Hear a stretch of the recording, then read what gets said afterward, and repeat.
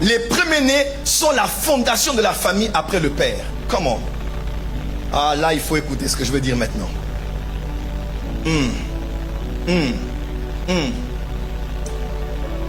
Lorsqu'une famille est établie, vous devez très bien m'écouter. Ceux qui sont à la tête de la famille, ce sont les parents. C'est-à-dire c'est le père et la mère. Quelqu'un m'entend? C'est le père et la mère. Les parents ont une valeur sacrée dans le monde spirituel et dans la parole de Dieu. Honore ton père et ta mère.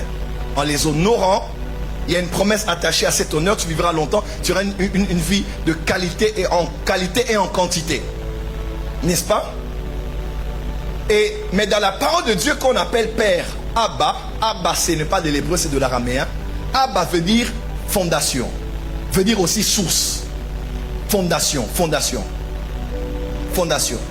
Je ne méprise pas ici le rôle de la mère, écoutez-moi très bien. Mais bibliquement parlant, dans un foyer, c'est le père qui est la fondation. Donc tout repose sur le père, pas sur la mère. Est-ce que les pères peuvent dire amen? Est-ce que les pères peuvent dire amen?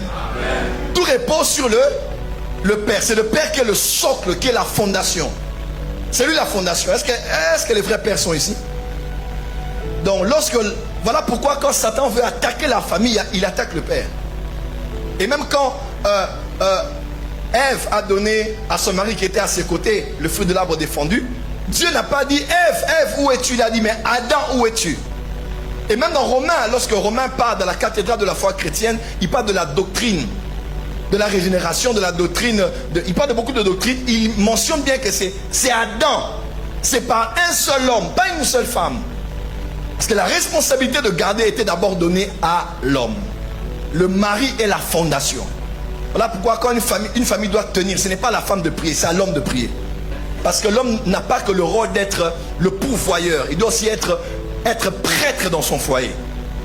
On ne dit pas que c'est la femme de Job qui allait faire des sacrifices pour les enfants. On dit que c'est Job qui allait sur l'autel et offrait des sacrifices. Que les hommes disent amen. On verra ça la semaine prochaine. Donc à part le père qui est la fondation, écoutez-moi très bien. Le père est la fondation de toute la famille. Mais le premier-né est la fondation de toute la lignée. Parce que ce qui arrive au deuxième, troisième, quatrième, cinquième, sixième ne dépend pas que de la fondation qu'est le père, mais dépend aussi de la qualité de vie qu'a le premier-né. Ce que le premier-né est, c'est ce qui arrivera aux autres.